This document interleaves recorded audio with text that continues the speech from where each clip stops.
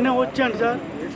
నిన్న కూడా అక్కడికి వచ్చుంటే మా బావని కలిశాను. మా మేనల్లుడు బాగోలేదని వచ్చాను. నిన్న వచ్చినా కూడా పర్వాలేదురా, రేపు సెకండ్ సాటర్డే పిల్లలకి సెలవు ఉంది, రేపు నేను అక్కని తీసుకొని మా లావణ్య కూడా వస్తుంది, ఆమెకు బాగోలేదని వస్తుంది, తీసుకొని మళ్ళీ ఆదివారం వెళ్ళిపోతుంది, దింపడానికి వస్తాను.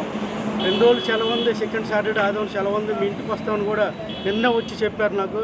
ఇంతలోనే ఆల్రెడీ మరి విపరీతంగా అయితే ఈ కుట్ర అనేది అంతకులు చూసి కొట్టారు. ఒక్కడిద్దరైతే మాత్రం ఈజీ కొడతాడు.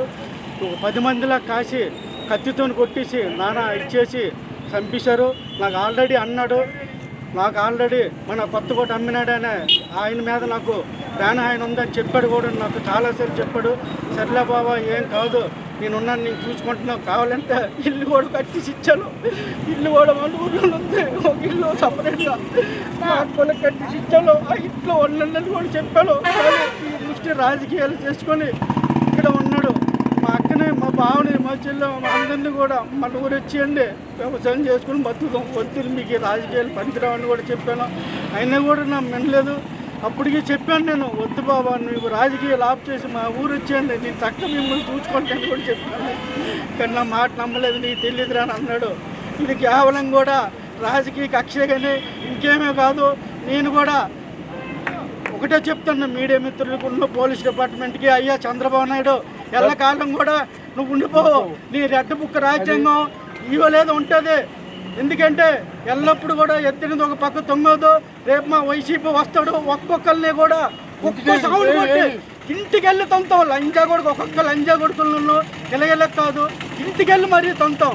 ఇవాళ మా బావే కాదు, మొన్నే కానీ ఒక 6 నెలలు అవుతుంది, ఆయన డ్రైవర్ని చంపాడు. ఆయన ఒక అమ్మాయికిడే మా బావ దగ్గర డ్రైవింగ్ చేస్తాడని చెప్పి ఆయన చంపేశారు. ఈవేళ అప్పటి నుంచి కూడా నాకు చెప్పాడు, నాకు ఇలా కొత్తకోట అమ్మినాడు, ఆయన ద్వారా నాకు ఎప్పుడైనా ప్రాణానంతరం నాయుడు ఏదైనా అక్క పిల్లల్ని చూసుకురా అని కూడా 100 సార్లు చెప్పాడు. నిన్న కూడా నాకు అదే మాట చెప్పాడు, మీకేం కాదు బాబా, అప్పటికి మా ఊరు వచ్చాడు నేను కూడా అన్నాను. రేపు సెకండ్ సాటర్డే పాప వస్తుంది, తీసుకుని అందరం అన్నారు. నా పేరు కాల్పట్టి, నా కాల్పట్టి వరహల్ నాయుడు. నేను కూడా మా గ్రామంలో నేను ఒక ప్రెసిడెంట్ సర్పంచ్గా పనిచేస్తాను. యాక్చువల్లీ ఇది ఒక విధంగా చెప్పాలంటే రాజకీయ మర్డర్, ఒక విధంగా చెప్పాలంటే పోలీసు మర్డర్ అండి. తెల్లవారే ఎస్ఐ గారు వచ్చి ఇంటికి వచ్చి ఒక 41 నోటీస్కి 20 మందిని తీసుకుని వచ్చారు. అప్పుడే ఈయన ఉన్నాడు, ఈ చనిపోయిన వ్యక్తి కూడా ఉన్నాడు. చనిపోయిన వ్యక్తికి నీ అంతు చూస్తానరా, 2-3 రోజుల్లో నీ అంతు చూస్తానరా అని చెప్పాడు మా స్టేషన్ ఎస్ఐ. అంతు ఇంత వేగంగా చూపిస్తాడని మాత్రం మేము అనుకోలేదు. ఒక 41 నోటీసుకి పంపిస్తే పోస్ట్లో పంపించాలి, లేకపోతే ఒక కానిస్టేబుల్తో పంపించాలి. 41 నోటీస్కి ఇంటి మీద తీసుకొని వస్తే మేము అందరం అడిగాం, ఎందుకండి 41 నోటీస్కి ఎంతమంది మేము పంపిస్తాము, ఆయన రాడు, మీరు నోటీస్ తీసుకొని వచ్చేయండి, లేకపోతే ఇక్కడ సంతకం పెడతామని చెప్పాం. దానికి మీ అంత చూస్తానులే, మేము ఎలా చేయాలని నాకు తెలుసు, మీ అంత చూస్తానులే అనుకుని వెళ్ళాడు. ఇది కేవలం అది వాళ్ళకి ఇచ్చిన ఎస్ఐ గారు వాళ్ళకి ఇచ్చిన సపోర్ట్ అన్నమాట. ఇంతకుముందు ఇంకా సంవత్సరం కూడా జరగలేదు, ఇంతకుముందు ఇలాగే ఒక మర్డర్ జరిగింది. ఆయన వైఎస్ఆర్సీపీ కార్యకర్తే. ఆ మర్డర్లో ఏం తెలియని వ్యక్తుల్ని ఒక 5గురిని అరెస్ట్ చేశారు. ఒక ఇంటర్ కుర్రోళ్ళని, అసలు వాళ్ళకి సంబంధం లేని కుర్రోళ్ళని అరెస్ట్ చేశారు. ఆ రోజే అసలైన వ్యక్తులను అరెస్ట్ చేస్తే ఈరోజు ఆ పొజిషన్ రాకపోయింది. ఆ రోజు కూడా అసలైన వ్యక్తులను పోలీసులు అరెస్ట్ అయ్యారు. ఇవాళ ఏం జరిగింది అనుకుంటున్నారు? ఈరోజు కావాలని ఇక్కడ వెనక పక్క మండలం ఫండ్ ఒక 6 లక్షలు వచ్చింది. వెనక పక్క సీసీ రోడ్డు 3 రోజుల నుండి లెవెలింగ్ సీసీ రోడ్డు వేస్తున్నారు. 3 రోజుల నుండి వాళ్ళు అబ్జర్వ్ చేస్తున్నారు. అబ్జర్వ్ చేసి ఇక్కడ గత 2 రోజుల క్రితం ఇక్కడ సీసీ కెమెరాలు ఉండేవి. సీసీ కెమెరా హార్డ్ డిస్క్లు కూడా తీస్తారట. మేము తెప్పాల రంగనాథం, కొత్తకోట రంగనాథం అనే వ్యక్తి హార్డ్ డిస్క్లు కూడా తీస్తారు. వాళ్ళు కావాలని ప్లాన్ చేసి ఇక్కడ ఎలాగైనా భోజనం టైంకి వస్తాడు, పరిధిపేట వెళ్ళాలి భోజనంకి, 1 గంటకు వస్తాడని చెప్పి ఇక్కడ వెయిట్ చేసి ఇక్కడ ఒక అమ్మాయి ఉంది, వాళ్ళకి కావాల్సిన అమ్మాయి, ఆవిడతో కొద్దిగా లైనప్ పెట్టుకొని ఎన్ని గంటలకు వస్తున్నాడు, ఏం చేస్తున్నాడు చూడమని లైనప్ పెట్టుకుని వాళ్ళ పళ్ళు అమ్ముతుంది. ఆ అమ్మాయి ముందు కొబ్బరి బండాలు పళ్ళు అమ్ముతుంది. ఆ అమ్మాయిని లైనప్లో పెట్టుకొని ఎన్ని గంటలకు వస్తున్నారు ఏంటో చేసుకొని ఆ విధంగా వీళ్ళు ప్లాన్ చేసుకొని 2 డేస్ నుండి ప్లాన్ చేసుకొని 4 డేస్ అయింది అక్కడ వర్క్ స్టార్ట్ చేసి. 4 days కంటిన్యూ అటే ఉంటున్నాడు. ఈ బ్యాక్ సైడ్ సీసీ రోడ్డు మండల ఫండ్ ఒక 6 లక్షలు శాంక్షన్ అయింది. దానికి కంటిన్యూ మనోడు గోపిఏ చేస్తున్నాడు. గోపి అగ్రిమెంట్ కూడా గోపిఏ కట్టాడు. ఆయన చేస్తున్నాడు. 4 రోజుల నుండి ఆ వర్క్ స్టార్ట్ అయింది. ఇంకా ఎలాగైనా ఇటే వస్తాడు కదా అన్న ఉద్దేశంతో వాళ్ళు 3 days నుండి ప్లాన్ చేసి పక్కా పగడబందీగా ఇద్దరు వస్తున్నారు. అక్కడ సూపర్వైజర్ను ఆయన వస్తున్నారు భోజనం వస్తుండగా బండి ఆపాడు. బండి ఆపితే సూపర్వైజర్కి కూడా 2 కొట్టారు. కొడితే ఆడు భయపడిపోయి పారిపోయాడు. వీడి కింద పడిపోయి రాకపోతే ఫరీద్పేటకి చెందినటువంటి సత్తారు గోపి అనే ఆయన రోడ్డు కాంట్రాక్టర్గా చేస్తుంటారు. ఆయన మీద ఇది కూడా చేస్తున్నారు.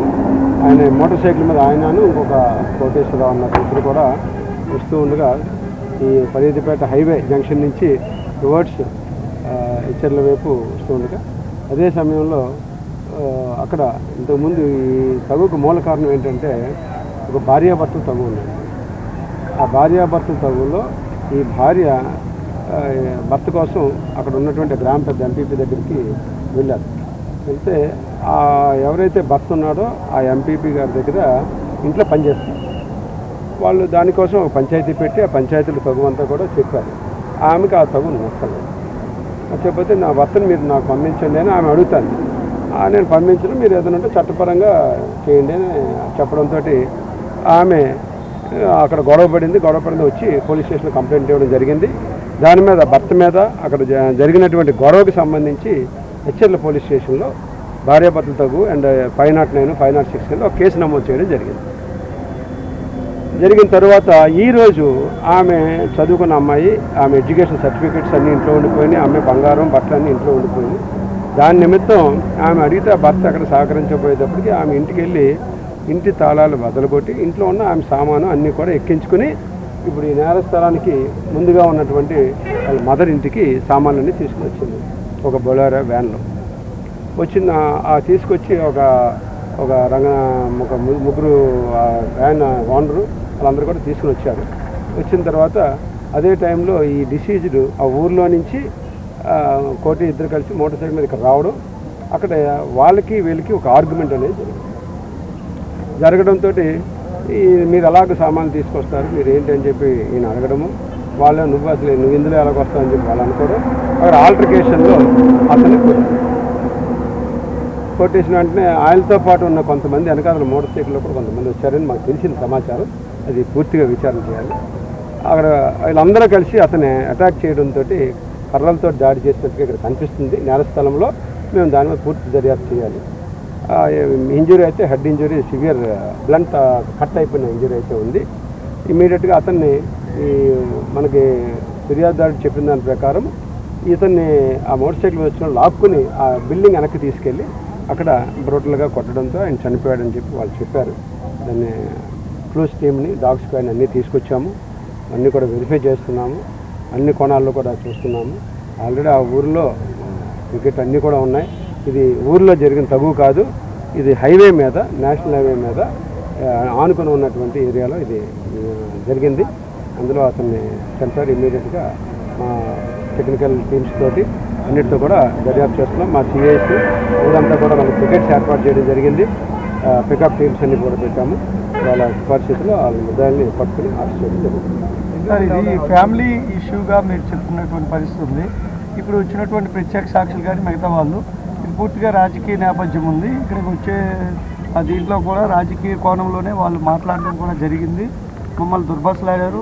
ఆ రకంగానే ఇది చూడాలి. రాజకీయంగా మమ్మల్ని అంతం చేయడంలోనే ఈ ప్లాన్లో భాగంగా మరి రాజకీయ కోణం అనేది ఎవరు అతనికి వేరే ఒక పార్టీలు ఉంటే ఉండొచ్చు, కానీ మాకు ఇచ్చిన ఫిర్యాదులో కూడా ఇది భార్యాభర్తలు తగు అక్కడ ఎంపీపీ గారి దగ్గర పెట్టడము, దాని మీద వారు ఇద్దరికి ఏదో తగు సెటిల్ చేయడానికి ప్రయత్నించడము, ఆమెకి నచ్చగా ఆమె వెళ్ళిపోవడము, తర్వాత సామాన్లన్నీ కూడా ఇల్లు భద్రకొట్టి సామాన్లు తీసుకురావడం అంతా కూడా వాళ్ళు క్లియర్గా ఫిర్యాదులు రాసిచ్చారు. ఆ అంశాలు మీకు చెప్పాను. ఇందులో ఇంకా తీసుకుంటున్నామండి, ఇంకా తీసుకోలేదు. దాని మీద సెర్చ్ పార్టీస్ ఉన్నాయి. మేము ఇమీడియట్గా వాళ్ళ ఎట్టి పరిస్థితులు అందరినీ కూడా అది గతంలో కూడా ఈ ప్రాంతంలో జరిగింది. అది ఫరీద్పేట ఊర్లో జరిగిందండి. దాని మీద అందరినీ కూడా యాక్షన్ తీసుకోవడం జరిగింది. ఇది మరి ఆ కోణం అనేది మేము పూర్తి దర్యాప్తు చేస్తే కానీ మీకు నేను చెప్పలేను. ఇప్పుడు ఉన్నటువంటి సగం ఇన్ఫర్మేషన్ మీద మీకు తప్పుడు సమాచారం ఇవ్వకూడదు. అతని మీద ఇప్పుడు ఎవరైతే చనిపోయాడో ఆయన మీద కూడా కొన్ని కేసులు ఉన్నాయి. మరి ఆ కొట్టిన వాళ్ళ మీద ఎన్ని కేసులు ఉన్నాయో మేము పట్టుకుంటే అది కూడా విచారణ చేస్తాము. ఎవరు తప్పు చేసిన క్షమించేదేం లేదు. చట్టపరంగా పూర్తి స్థాయి చర్య తీసుకుంటాం. ఎవరెవరు తప్పు చేశారో అందరినీ కూడా చట్టం ముందు నిలబెడతాం. ఇది బ్లంట్ కర్రతో కొట్టినట్టే ఉందండి. ఇక్కడ సీన్లో కూడా 2 ముక్కలు ఉన్నాయి. డెడ్ బాడీ దగ్గర కూడా ఒక ముక్క ఉంది. ఇరిగిపోయినంత ఇదిగానే కొట్టినట్టుగా కనిపిస్తుంది. అది మేము మరి వాళ్ళు దొరికిన తర్వాత ఇంకా ఏంటి అన్నది మేము సెర్చ్ పార్టీస్ తోటి చుట్టుపక్కల అంతా కూడా వెతుకుతున్నాం. ఇంకేదైనా షార్ట్ పేజ్డ్ వెపన్స్ ఏమైనా ఉన్నాయేమో కూడా అది కూడా పరిస్థితి. మరి ఎంతమంది సార్ పాల్గొన్నారు? నాకు తెలిసి ఆ ముగ్గురును ఇది ఒక 8 మంది వరకు 7-8 మంది ఉన్నారన్నది మాకు వాళ్ళు ఇచ్చిన సమాచారం.